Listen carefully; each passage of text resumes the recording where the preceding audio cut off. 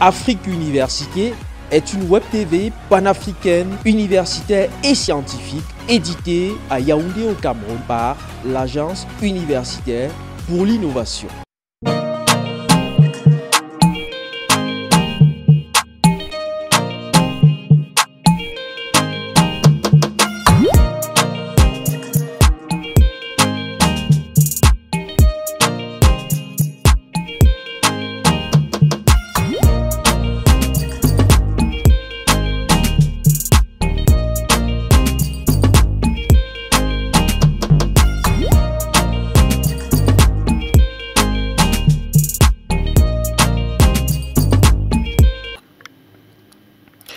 L'affaire est encore fraîche dans les esprits au Cameroun. Le 27 mai 2020, le gouvernement de ce pays d'Afrique centrale, à travers le ministère des Domaines, du Cadastre et des Affaires foncières, signe un contrat de bail dit provisoire avec la société dénommée Neo Industrie. Entreprise de transformation du cacao dont le complexe industriel se trouve à Kekem dans la région administrative de l'Ouest, elle hérite par cet acte ministériel d'une superficie de 26 000 hectares. Cet espace, destiné à la culture du cacao pour alimenter son usine, se situe à Lono, Messama et Zaminkan, trois localités du département de la vallée du Ntem dans la région administrative du Sud. Seulement, les populations, face à ce qu'elles considèrent comme étant une expropriation forcée, manifestent ouvertement leur mécontentement. Pour préserver la paix sociale, le ministre des Domaines, du Cadastre et des Affaires foncières, le 14 août 2020, indique au préfet de ce département via un courrier que le contrat de bail avec Neo Industrie est suspendu jusqu'à nouvel ordre. En voilà donc un cas pratique qui montre que la question foncière au Cameroun, pays dessiné par les Européens, se présente comme quelque chose de complexe. Une situation qui semble finalement étendue à tout le continent africain. Conscient de ce que le foncier occupe une place centrale dans le développement du continent, trois organismes se mettent ensemble pour adresser cette question. L'Union africaine, la Banque africaine de développement et la Commission économique pour l'Afrique créent l'African Land Policy Center. Logé à Addis Abeba en Éthiopie, l'ALPC veut aider les États à améliorer leur gouvernance foncière. Pour parvenir à ces fins, l'African Land Policy Center engendre le NELGA, le Network of Excellence of Land Governance in Africa, un réseau d'universités chargé de former les compétences en gouvernance foncière et d'animer une recherche scientifique de qualité sur la question en Afrique. L'université de Yaoundé 1 au Cameroun abrite l'antenne Afrique centrale de ce réseau. Du 10 au 13 novembre 2020, la dite antenne organise à Tchang, à l'ouest du Cameroun, un atelier sur la revue des curricula de formation sur le foncier en Afrique centrale. Les travaux se déroulent à l'hôtel Addis de cette ville universitaire. La GIZ, l'agence de coopération internationale allemande, finance la tenue de cette activité. Le recteur de l'université de Tchang, le professeur Roger Tsafak Nanfosso, tient, dans la matinée du 10 novembre 2020, à ouvrir personnellement les travaux.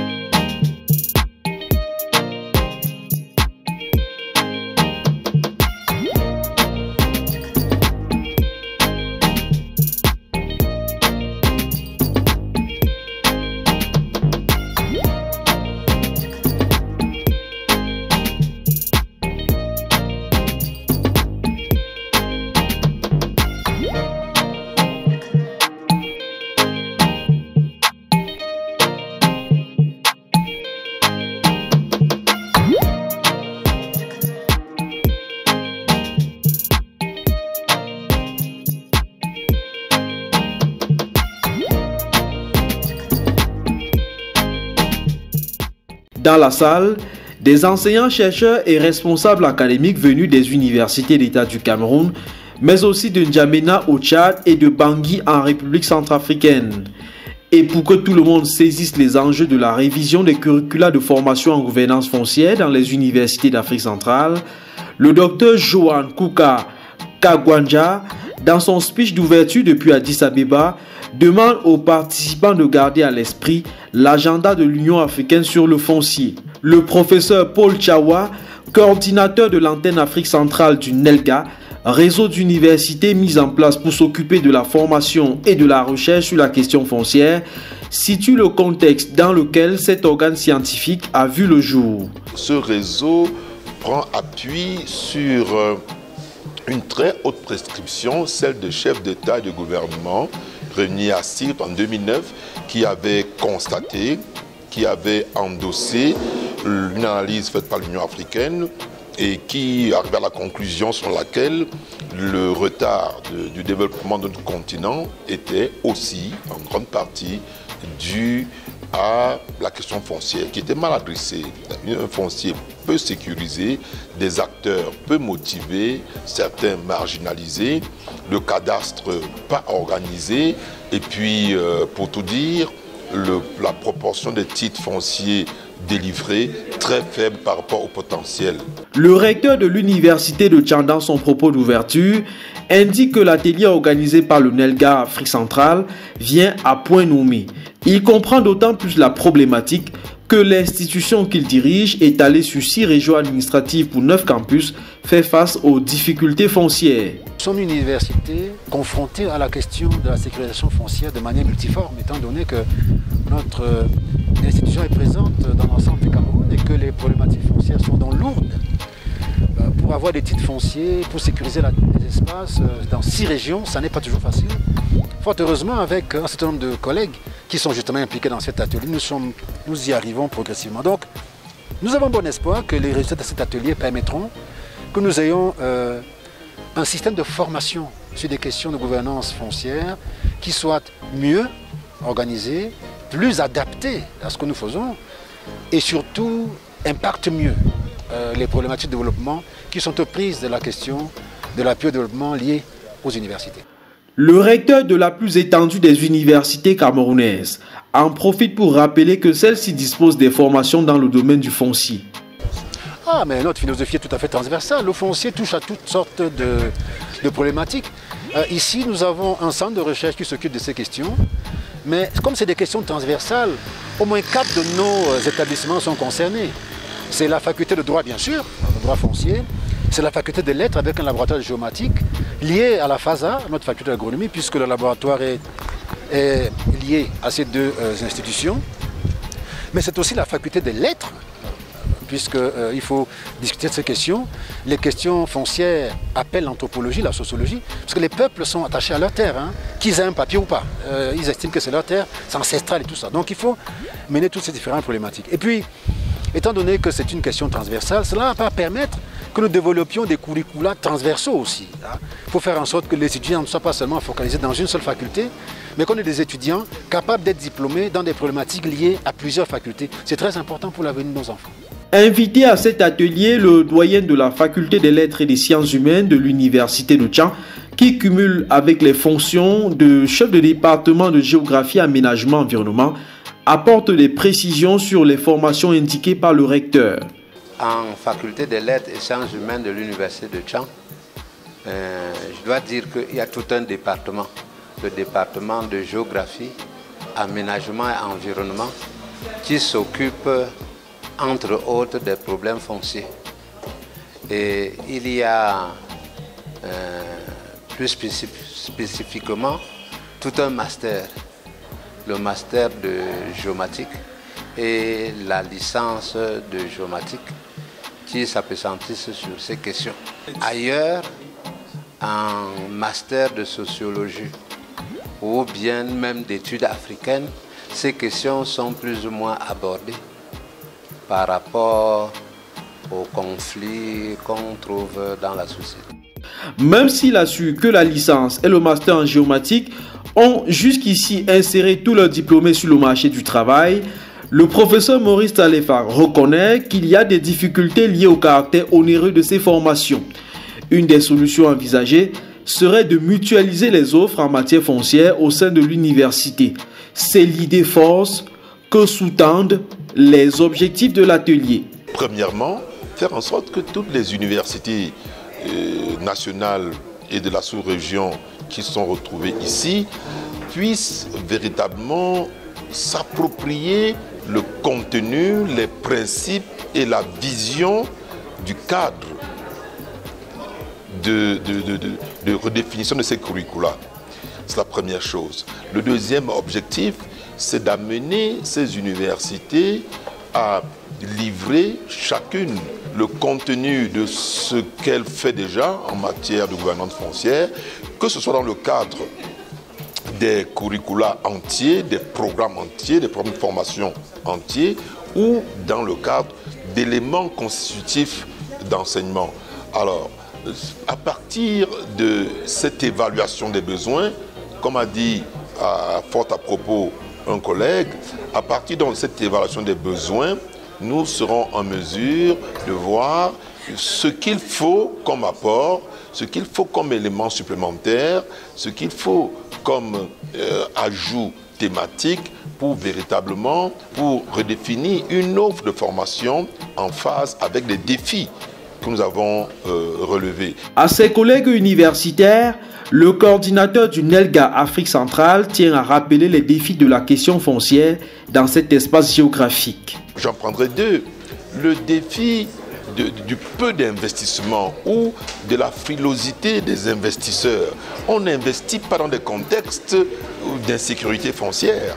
Et le défi également de la marginalisation de certaines catégories d'acteurs. Les femmes, les jeunes, les migrants, les nomades, etc.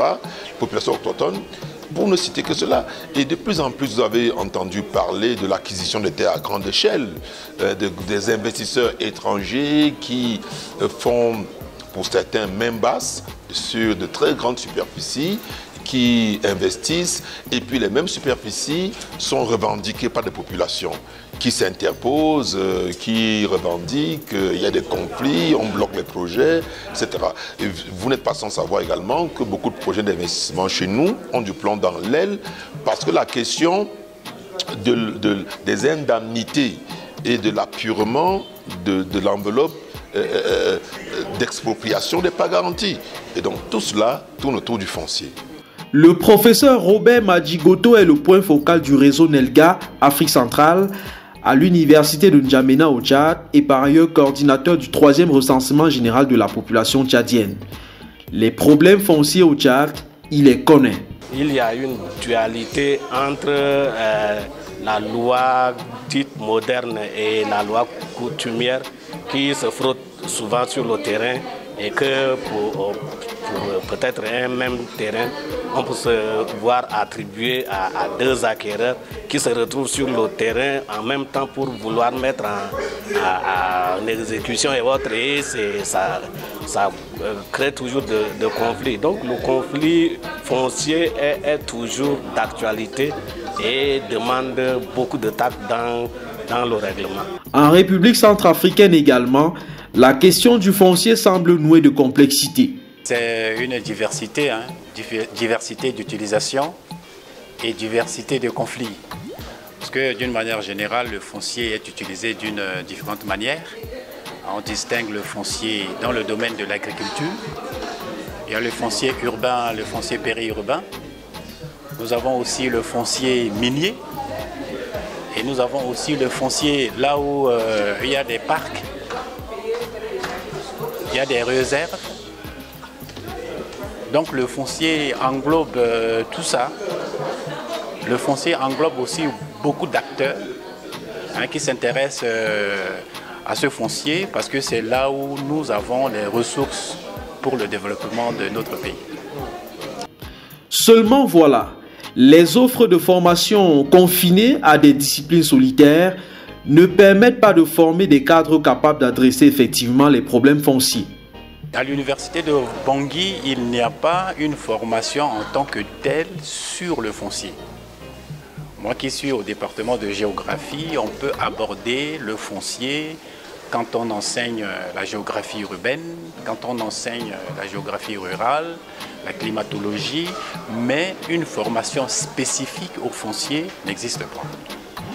Si on va au niveau de la faculté de droit, au fait, nous avons le droit foncier qui existe, mais pour en faire une formation spécifique, ça n'existe pas aussi. Donc le foncier est enseigné d'une manière disparate. Et au niveau de la faculté des sciences économiques et de gestion, le foncier est abordé aussi au niveau de l'économie rurale. Quand ils abordent l'économie rurale, mais le substratum de l'économie rurale, c'est donc le foncier. Donc l'enseignant fait un effort pour essayer de toucher sur quoi repose l'économie rurale. En matière de formation dans les universités, les besoins sont énormes. Parce que déjà le premier besoin relève de la prise en compte des aspects de la gouvernance foncière. Cette gouvernance foncière n'est pas suffisamment prise en compte dans les programmes de formation. On traite des questions foncières dans divers départements, dans diverses instances, mais on s'appesantit moins sur l'idée de gouvernance. Or, la gouvernance foncière traduit la transparence dans la gestion foncière, la gouvernance foncière traduit l'idée de citoyenneté, la gouvernance foncière traduit l'idée d'efficacité dans la gestion de la chose foncière, la gouvernance foncière traduit également l'idée de compétences, la prise en compte des compétences adaptées, des compétences qui tiennent compte de la réalité foncière chez nous. Donc les besoins sont énormes parce qu'il faudrait intégrer dans les cursus de formation tous les aspects de la gouvernance foncière, ce qui manque encore chez nous. Il y a de gros problèmes d'éclatement au sein des disciplines. C'est la raison pour laquelle nous prônons véritablement pour la destruction, si vous voulez, pour le renversement des cloisons disciplinaires.